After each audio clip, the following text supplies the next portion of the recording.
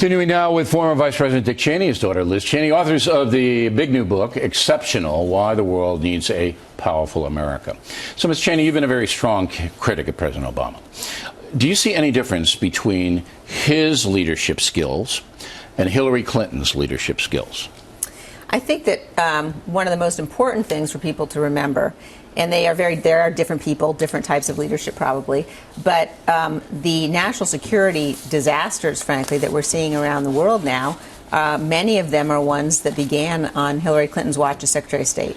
And so she may try as best she can to sort of separate herself, to put some daylight between the kind of president she says she would be and the kind of President Barack Obama has been. She hasn't thus far. No, and we haven't heard any policy differences at all. Right, and she bears tremendous responsibility for a whole range of these issues. Who's more liberal in your opinion, President Obama or Hillary Clinton? I think there are different kinds of liberal. How? I think that Hillary Clinton is obviously extremely liberal, or she wouldn't have served this president. Hillary Clinton seems to me to be sort of more of a chameleon. I think she watches Bill Clinton, and she watches the kind of politician he's been, and I think she aspires to be that kind of politician. She's not. I think Barack Obama is the more skilled politician. Well, are you saying that Barack Obama is a zealot and Hillary Clinton really isn't? She's more practical? I think she's not as skilled as Barack Obama is. Well, okay, that's just a play. I'm just wondering what's going on in their minds here. Now, we know Bernie Sanders was a socialist and this and that. Well, where's Hillary Clinton as opposed to Barack Obama? It depends on what day of the week you ask. Okay. There is a problem in the Republican Party. I'm sure you're aware of it. You have the hard right, the purists, and that's what's driving Donald Trump right now, who say, look, we don't want to hear about any compromises. We want the illegal immigrants deported, all 12 million of them. We want the wall. We want this, we want that. And if you don't give it to us, we're not going to vote for you. We're going to stay home. And then you have the Jeb Bush wing, or the Mitt Romney wing, and it's trying to find a middle ground to solve these problems, but still remain conservative. That looks like that's a growing problem in the GOP to me. Do you get it? Well, Bill, I think it's not a new problem in the sense that if you go back and look at the elections from my career, my time, in '76, it was Ford v. Reagan. We've often had, especially as we go through the primary process, different wings of the party with remarkable battles.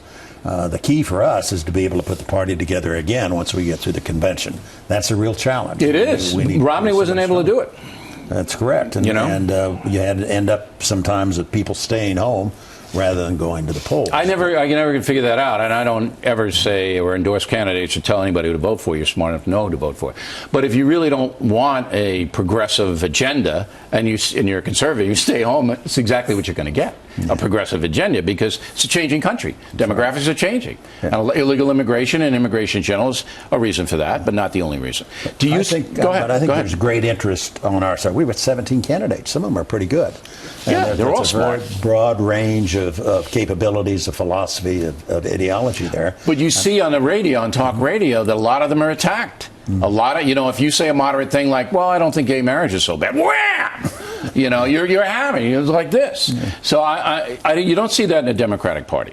They're much more, even though there's a lot of difference of opinion, they're much more coalesce around each other than in the Republicans. I don't know. On the Democratic side, you've got the whole Bernie Sanders, Elizabeth Warren wing of the party battling against like Hillary. This, though. I don't know, Bill.